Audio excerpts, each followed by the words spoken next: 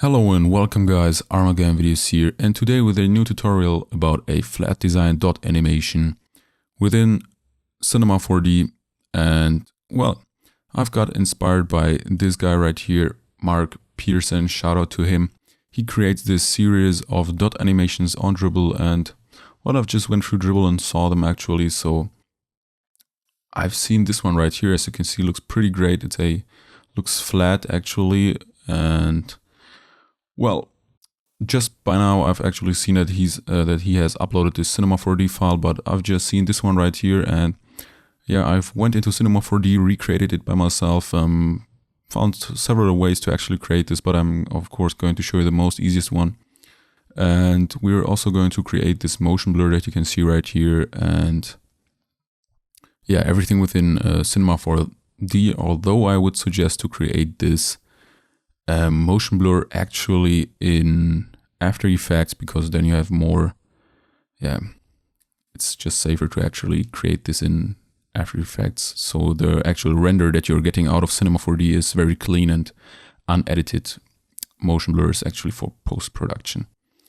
And yeah, enough with the introduction. Let's just jump into Cinema 4D, and I've just prepared this normal scene right here, nothing changed, all pretty new, and we're going to start by creating a sphere actually, then going to MoGraph and put our sphere in a cloner, just like this, then go to the cloner object and change the mode from linear to grid array, just like this. And as you can see, our circles right here are pretty big, or our sphere, so press T to get the scale tool, as you can see right here, and shrink them down to the size you like it. Just like this. Next up, go to this floor object, make a background, and this one is just going to project a background right here. It's going to be flat. It's always behind our 3D objects within the scene, so we're going to create a material for it, and therefore I've already prepared a color scheme right here. This is going to be our background. This is our first set of circles right here that we're going to color our spheres. This for the middle ones, and that's for the back. So somehow there's not a color picker right here. On Windows you can find a color picker right here and just pick those colors from the video, or I'm going to provide this one in the description. Also going to link Mark Pearson in the description for his great idea. And yeah, I've just got this external color picker from here and already pasted in the colors. So first of all, let's create our background. That's Midnight Express 29, 41, 56. 29, 41, and 56. Boom, enter. Of course, turn off the reflectance, because I made a mistake. Let's see if this one works. No. Okay, I thought there was this copy. Okay, maybe it doesn't work anymore. You shouldn't put the color for the materials in this color channel. You should put them in a luminance channel. This means the brightness or the luminance will be extremely high, 100%. And there are basically no shadows or anything casted on our objects. So this is where we just need luminance. Okay, I think, oh well, I changed it up. Okay, let's see again. 56, what was this one? 29, I guess. Was it the first one? Yeah. 41 and 29. Boom, there we go. Uncheck everything, just check luminance and change the color in there. So now give it to our background. If we want to render this out, you can see there's this background going on right here. And now let's make two more materials. Oops, Control C, Control V 2 times. Grab the material editor up and let's give it 41174. 41174 and 154, just like this. And the next color, let me see. Okay, 236, 101, and what was it? 90. On Windows, it's way faster. You just need to color pick. Oh. Okay, there you go. And now, as you can see right here, and of course for the movement in this editor right here, you can use the keys 1, 2, and 3, and you're going to access those tools right here. The first one is to move around, the second one is to zoom around, and the third one is to actually pan around. So what we actually need to do now is get our cloner objects, press C to make them editable. You could also just have press this one right here, make editable, boom.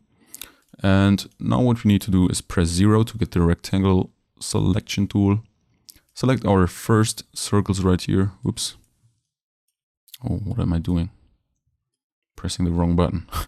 So select the first ones and give them our color. Boom, there we go. The next portion will stay white, the middle ones, and those ones will get the red. So let's see if this actually works. And no, because you can see that these need a white color as well, and I don't know why the background changed. Give it this color again. And now let's create another material.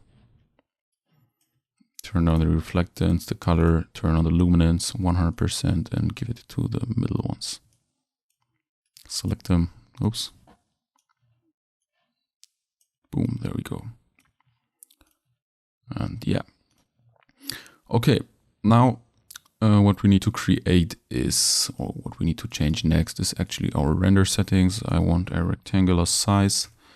There we go. I want 60 FPS to have it really smooth. And yeah, for the effect, I'm going to show you this one later. First of all, let's focus on our camera. We're going to create a camera. Make sure to select it and change the projection from perspective to front or parallel. You can choose by yourself. See how it affects actually the camera style and everything. You can try to use left, right, front, and back, but I guess front is just the most easiest one to actually work with. So bring it to the middle. Also front is the perfect one for this kind of style right here. Match it up to the middle. And now turn on our auto keying. Boom. What this does is actually, if you change anything within this cloner object right here, if you like rotate it or stuff like that, it's going to, oh, I've just rotated the camera. That was pretty dumb from me. It will actually create a keyframe for you automatically. So let's select our cloner, make a keyframe right here, move to around 25, press R to get the rotation tool, move it around, hold down Shift so it jumps in 10 steps as you can see right here, 20, 30, 50, 60 and so on. And I'm just going to rotate it to the front real quick for our first animation. As you can see, it created a automatic keyframe right there. If we play this, you can see, boom, front rotation. Next up, we're going to do some weird stuff. So I'm just going to move it like, I don't know, maybe bring the red in front, something like this. Let's see. Okay, that wasn't too freaky. So maybe change this up. And click on our cloner, go to coordinates so it gets perfectly adjusted right here. 180. This one should be 0, I guess, and this should be 190. Okay, maybe not. 180. Okay, let's see. Okay, looks great. We start with green, we flip over. Although I actually wanted to have another color here. Something like red. Let's see if this is not too strange. Okay, it's fine. And as you can see, we're jumping in 12 steps of 25 keyframes each. 0 to 25, 25 to 50, and 50 to 75. and therefore I want to rotate it back to green. So okay, let's do it manually again. This one should be 0. This should be 180, I guess, and this should be 180 as well. Boom. And the reason why I'm doing this is because if the first keyframe and the last keyframe look exactly the same, you're going to get a perfectly looped GIF or something else animation at the end, as you can see right here. Boom. And there we go. And it just starts how it ended. Green keyframes in front, green keyframes at the end. So yeah, this is how you actually create perfect animations. Perfectly looped animations, of course. This is not a perfect animation because it's pretty simple, but well, the idea counts, and that's the thing. All right. Yeah, that's it for our animation right here. So I'm just going to show you a quick preview. So make sure to go from 0 to 90. Hit OK. And as you can see, it's calculating. There you go. So here we get the picture viewer. And if I play this back, of course, you need to see that not everything on this timeline is green, so it's going to lag a bit. So let's just wait until it's finished. Okay, 2 more times. Okay, 1 more. And now it will play smoothly. Just boom, there you go. Okay, I think the second animation is a bit too fast. So let's maybe stretch this out. Bring this up to 170 frames. Go to our cloner object, make sure to save. And now let's select our keyframes and bring this one to 40. This one to, this one to 80, this one to 120. And let's stop it at 130 frames. Let's see. It looks very slow now, but you have to keep in mind that I've set the frame rate to 60 FPS, and this is going to actually double the speed from the picture viewer, I guess. I'm just going to show you this one. Wait, let me make a preview again.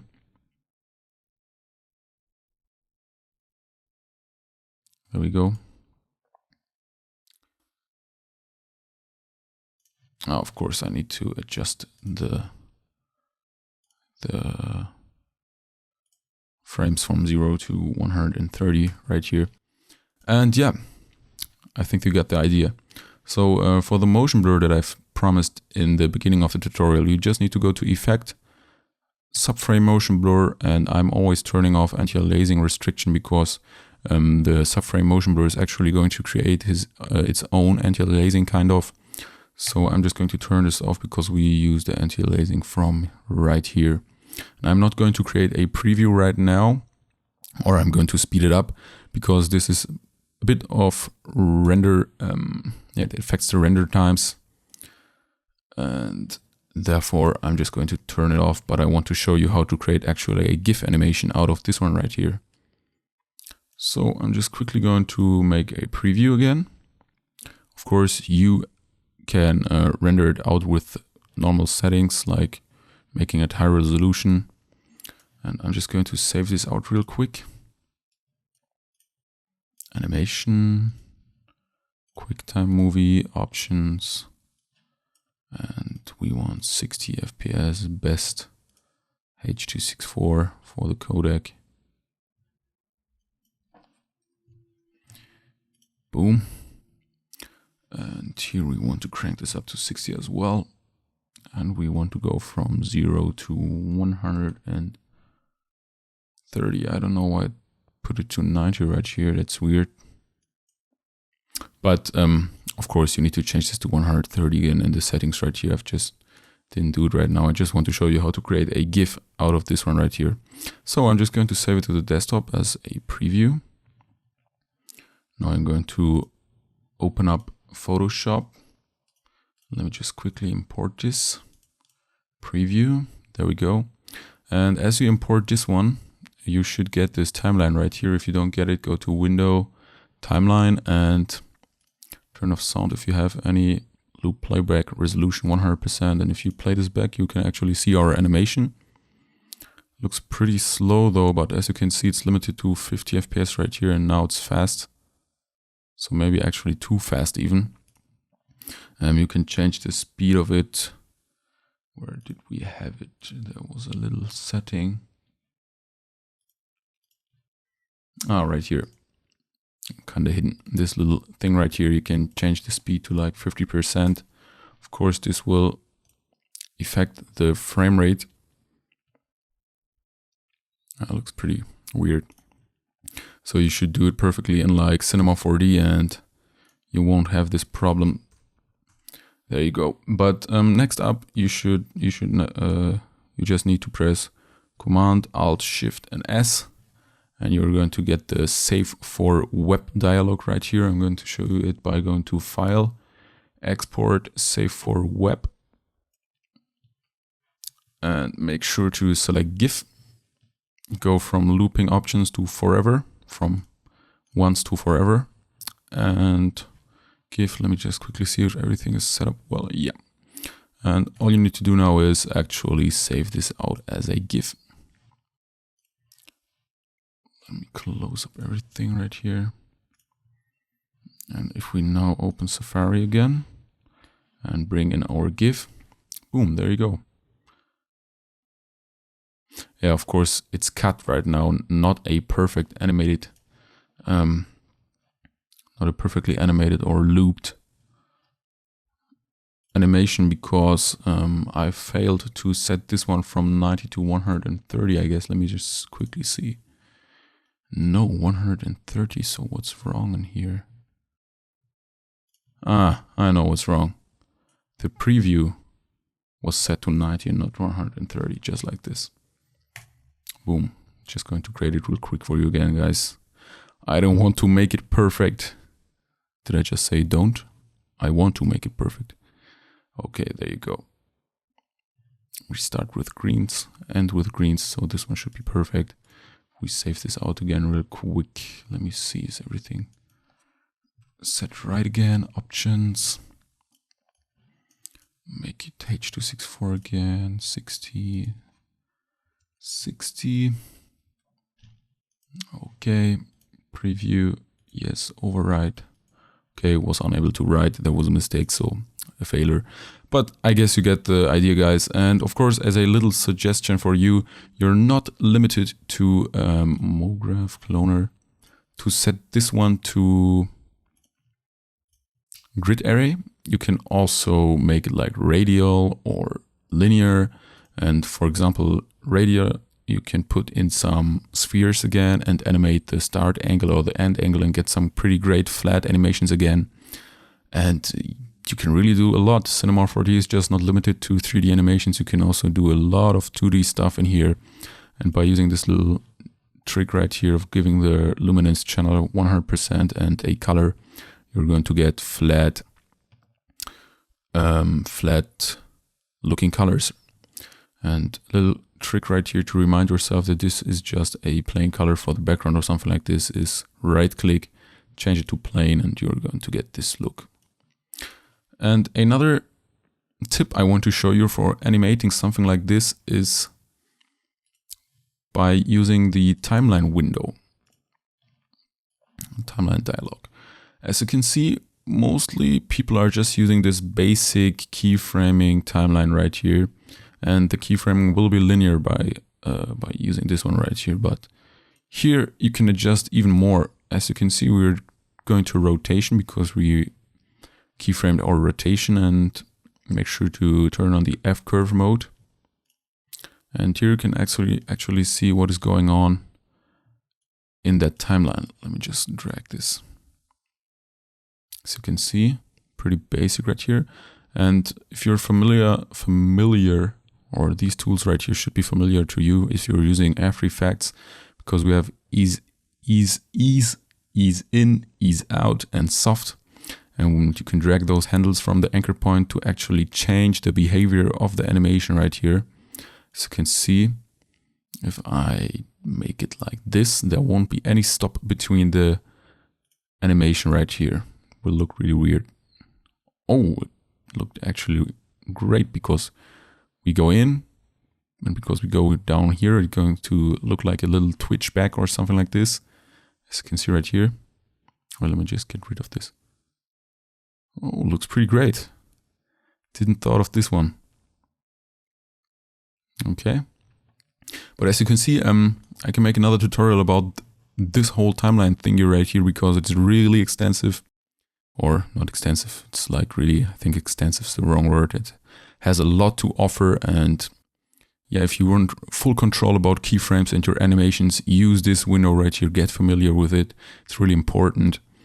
And yeah, let's see if we soften up that anchor point right here, how that looks. Okay, looks great, I guess.